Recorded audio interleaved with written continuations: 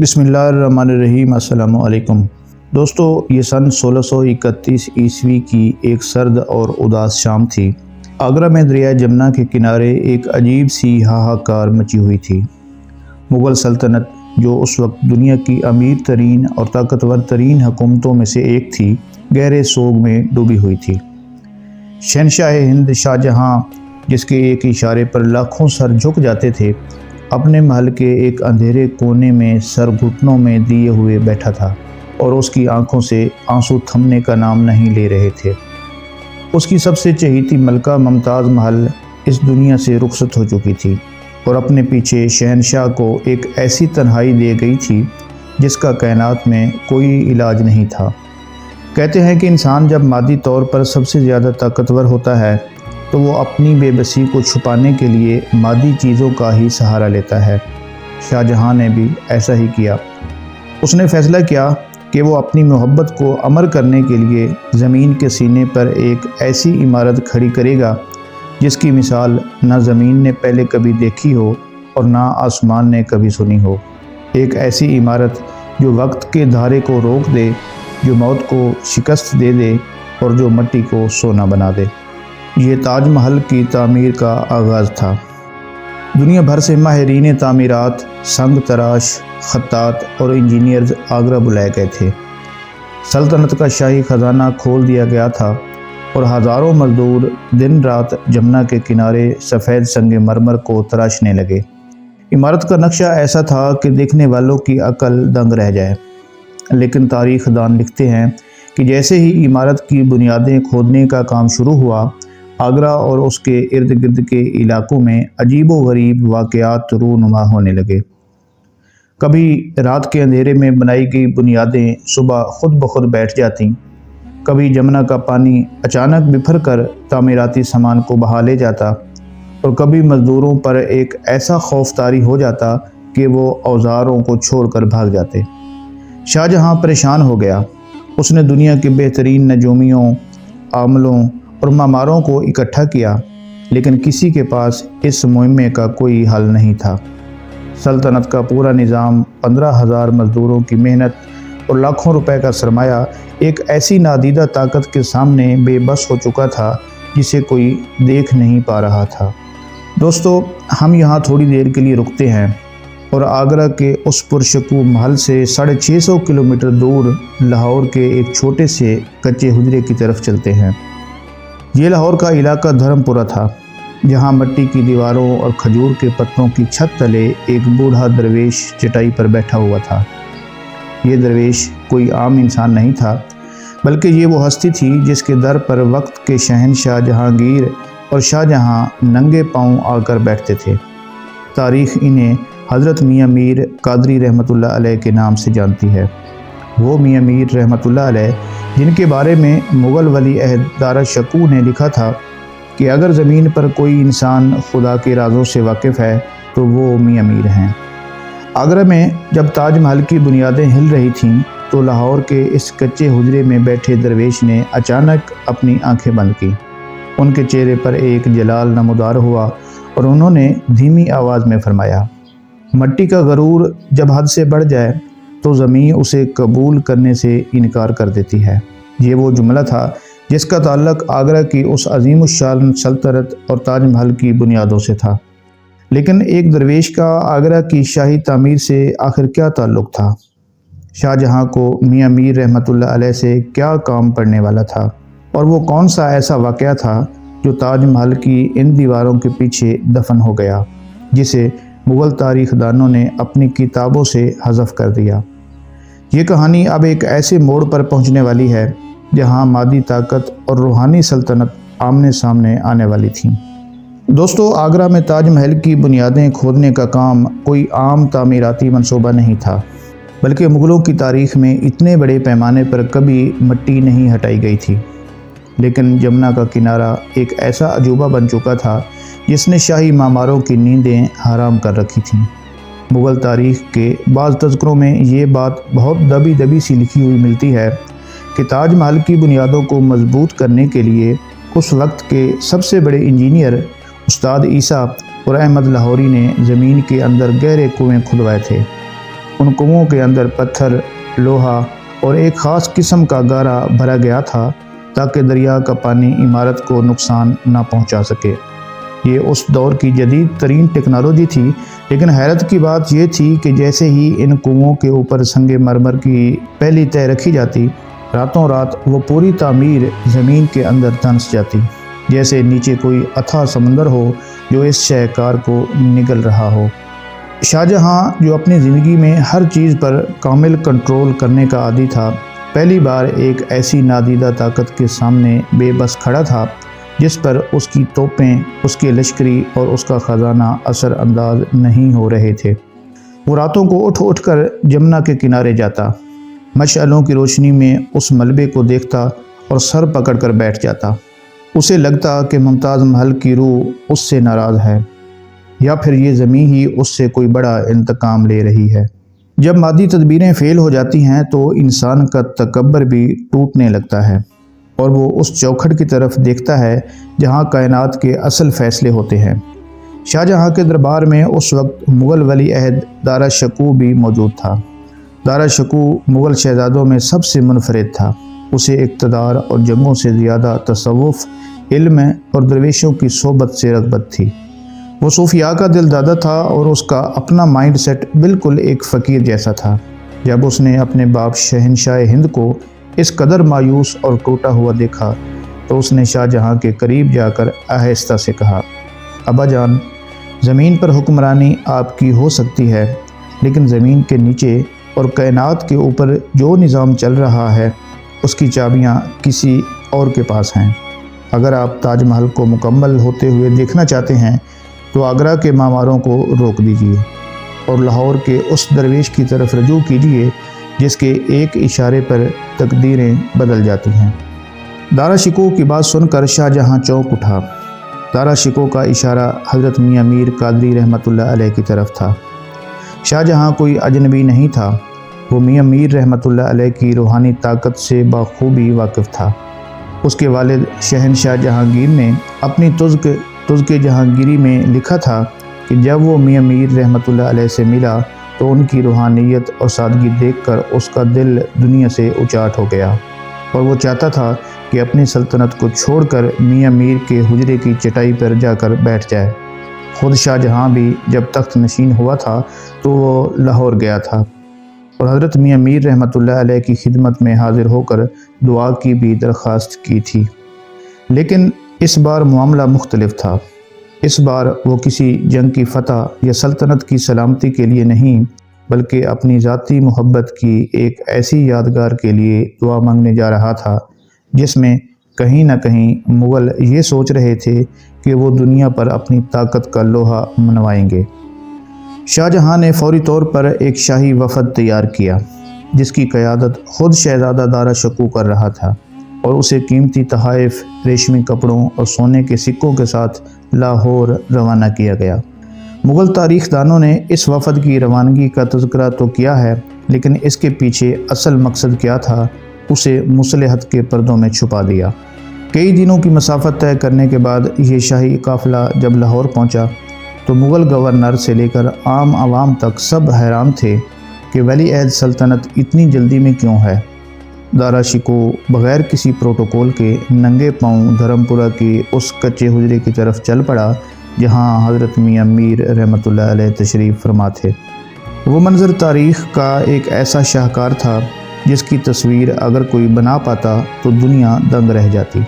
एक तरफ दुनिया की सबसे बड़ी सल्तनत का वली अहद रेशम व अतलस में मलबूस अपने हाथों में शहनशाह हिंद का ख़त लिए खड़ा था, तो दूसरी तरफ एक काली कमली ओढ़े बोरिया नशीन दरवेश था जिसके चेहरे का जलाल मुग़लों के जाहो जलाल पर भारी था। दारा शकू ने इंतहाई अदब से झुक कर सलाम किया और शाहजहाँ का ख़त हज़रत मियाँ मीर रहमतुल्लाह अलैह के सामने रख दिया। ख़त में शहनशाह ने अपनी बेबसी का रोना रोया था और लिखा था कि या हज़रत, आगरा में मेरी मोहब्बत का मज़ार बनने से पहले ही मिट रहा है। जमुना की मिट्टी संगे मरमर का बोझ उठाने से इनकार कर रही है। हमारी तमाम अक्लें, तमाम तदबीरें हार चुकी हैं। अब सिर्फ़ आपकी दुआ ही इस दीवार को खड़ा कर सकती है। हज़रत मियाँ मीर रहमतुल्लाह अलैह ने ख़त को देखा। ان کے چہرے پر ایک گہری اداسی پھیل گئی اور انہوں نے سر جھکا لیا۔ حجرے میں کئی منٹوں تک ایسی خاموشی چھا گئی کہ وہاں موجود شاہی کرندوں کے سانسوں کی آواز بھی صاف سنی جا سکتی تھی۔ دارا شکو دل ہی دل میں کانپ رہا تھا کہ کہیں درویش ناراض نہ ہو گئے ہوں۔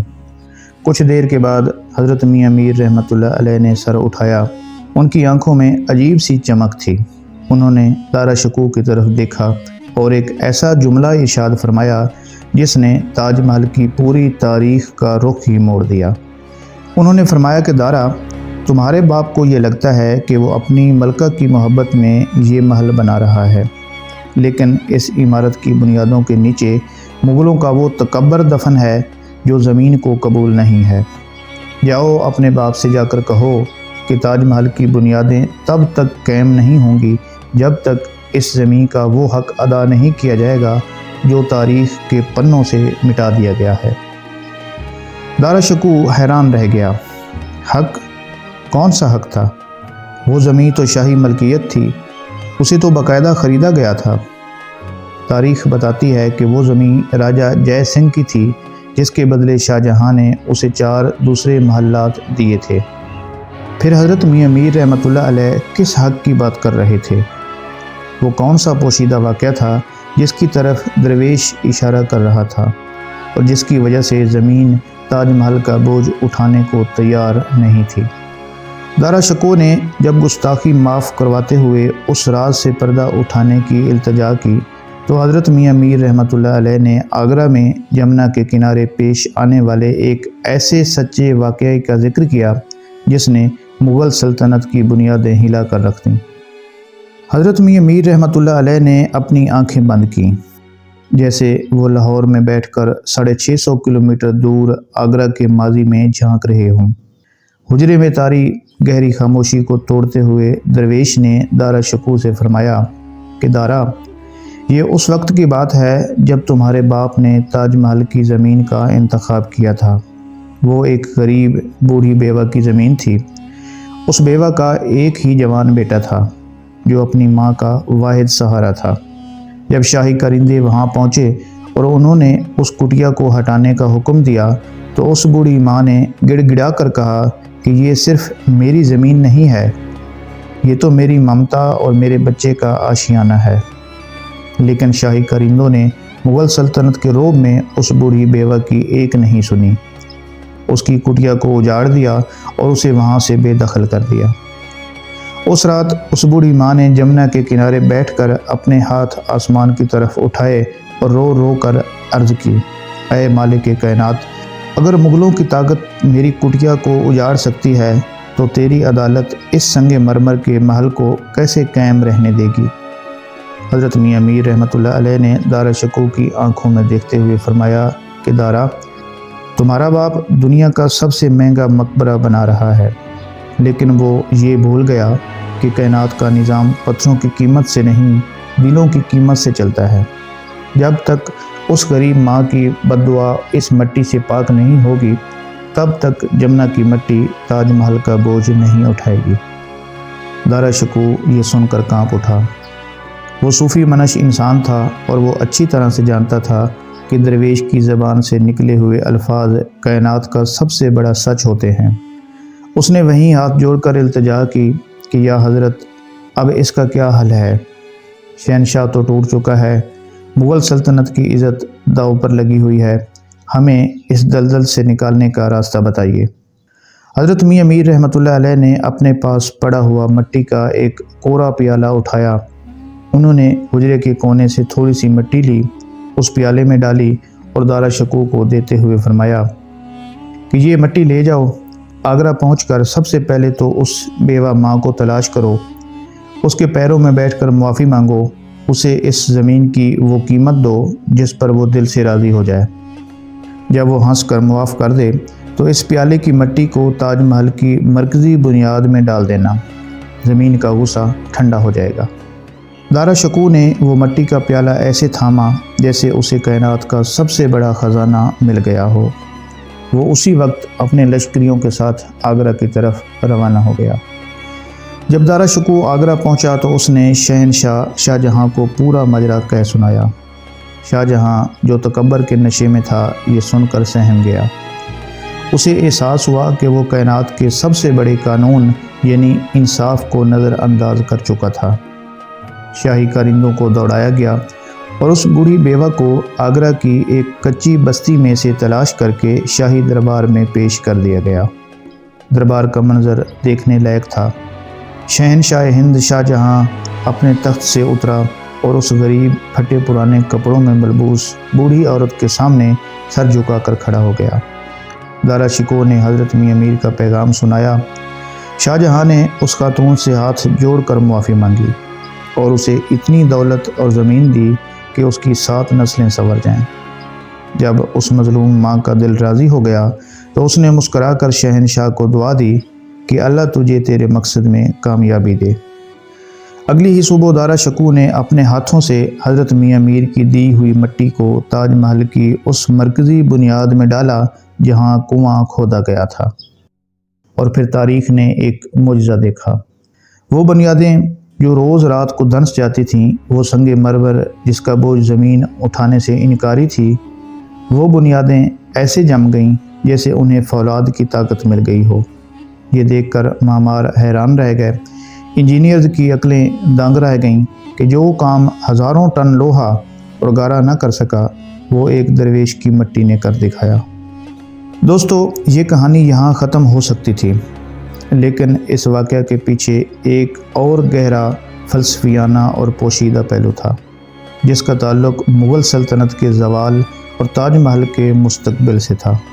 وہ کیا راز تھا جو حضرت میاں میر رحمۃ اللہ علیہ نے دارا شکوہ کو الوداع کہتے ہوئے بتایا تھا؟ جب شہزادے دارا شکوہ نے حضرت میاں میر کی دی ہوئی مٹی تاج محل کی بنیادوں میں ڈال دی اور وہاں کا بحران ختم ہو گیا، تو وہ دارا شکوہ شکریہ ادا کرنے اور مغل سلطنت کی خوشخبری سنانے لاہور پہنچا۔ دارا شکوہ کو یہ لگ رہا تھا کہ اب مغلوں نے زمین پر بھی جیت حاصل کر لی ہے اور روحانی دنیا پر بھی، لیکن وہ یہ نہیں جانتا تھا کہ اولیاء اللہ کی نظر زمان و مکان یعنی ٹائم اور سپیس کے پار دیکھ رہی ہوتی ہے۔ وہ اس وقت کو بھی دیکھ لیتے ہیں جو ابھی آیا ہی نہیں ہوتا۔ جب دارا شکوہ رخصت ہونے لگا تو حضرت میاں میر رحمۃ اللہ علیہ نے اس کے کندھے پر اپنا ہاتھ رکھا۔ آپ کی آنکھوں میں ایک عجیب سا درد اور اداسی تھی۔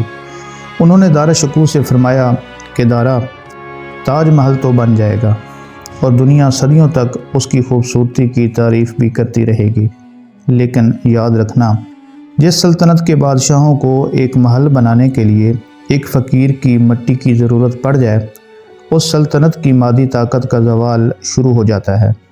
تمہارے باپ نے اس غریب ماں کا حق تو ادا کر دیا، لیکن مغلوں کے خون میں غرور کا جو بیج بویا جا چکا ہے وہ اب ایک ایسی فصل لے گا جسے یہ سلطنت برداشت نہیں کر پائے گی۔ درویش نے ایک ٹھنڈی آہ بھری اور فرمایا کہ میں دیکھ رہا ہوں کہ اسی تاج محل کے سامنے، اسی آگرہ کے قلعے میں تمہارا باپ اپنے ہی بیٹے کے ہاتھوں میں قید ہوگا، اور وہ اسی سنگ مرمر کو حسرت بھری نگاہوں سے دیکھے گا۔ اور دارا، تمہاری یہ صوفیانہ اور نرم طبیعت تمہیں تخت نہیں دلوا سکے گی، کیونکہ دنیا کا ایک اور اصول ہے، جو تلوار اٹھاتا ہے تخت اسی کا ہوتا ہے، چاہے وہ کتنا ہی ظالم کیوں نہ ہو۔ دوستو، تاریخ گواہ ہے کہ حضرت میاں میر رحمۃ اللہ علیہ کی زبان سے نکلا ہوا ایک ایک لفظ حرف بحرف سچ ثابت ہوا۔ تاج محل مکمل تو ہوا، لیکن اس کے بنتے ہی مغل سلطنت کے اندر حکومت کے لیے وہ خونی جنگ شروع ہو گئی جس نے پوری تاریخ کو بدل دیا۔ شاہ جہاں کے اپنے بیٹے اورنگزیب عالمگیر نے تخت حاصل کرنے کے لیے اپنے ہی سگے بھائی دارا شکوہ کو قتل کروا دیا اور اپنے بوڑھے باپ شاہ جہاں کو آگرہ کے شاہی قلعے کے ایک اندھیرے برج میں قید کر دیا۔ شاہ جہاں نے زندگی کے آخری 8 سال اسی قید خانے میں گزارے، جہاں سے وہ صرف کھڑکی کے سریوں سے جمنا کے پار تاج محل کو دیکھ سکتا تھا، جس کے لیے اس نے دنیا بھر کی دولت پانی کی طرح بہا دی تھی۔ دوستو، اب ذرا سا رک کر سوچئے اور اس پورے منظر کو محسوس کیجئے۔ یہ کہانی صرف ایک محل کی تعمیر یا ایک درویش کی کرامت نہیں ہے، یہ دراصل قدرت کے اس اٹل قانون کی کہانی ہے جسے ہم مکافات عمل کہتے ہیں۔ شاہجہاں نے سمجھا تھا کہ وہ دنیا کا امیر ترین انسان ہے۔ وہ 20,000 مزدوروں اور شاہی خزانوں کے زور پر اپنی محبت کو ہمیشہ کے لیے امر کر دے گا۔ لیکن قدرت نے اسے دکھا دیا کہ اگر غریب بیوہ کی جھونپڑی اجڑنے پر آسمان ہل سکتا ہے تو کائنات کے سچے بادشاہ کے سامنے مغلوں کا تاج و تخت کوئی بھی حیثیت نہیں رکھتا۔ آج 350 سال گزرنے کے بعد بھی تاج محل اپنی جگہ پر قائم ہے۔ دنیا بھر سے لاکھوں لوگ اسے دیکھنے آتے ہیں، اس کے سفید سنگ مرمر کی چمک کو دیکھتے ہیں اور اسے محبت کی نشانی کہتے ہیں۔ لیکن بہت کم لوگ جانتے ہیں کہ اس سنگ مرمر کے پیچھے ایک غریب ماں کے آنسو، ایک شہنشاہ کا غرور اور ایک درویش کی مٹی اور مغلوں کے زوال کی ایک خوفناک داستان چھپی ہوئی ہے۔ سچ تو یہ ہے کہ عمارتیں پتھروں سے نہیں بلکہ انصاف سے قائم ہوتی ہیں۔ اگر پتھروں کی قیمت سے سلطنتیں بچ سکتیں تو آج آگرہ کے قلعے میں مغلوں کے چراغ جل رہے ہوتے۔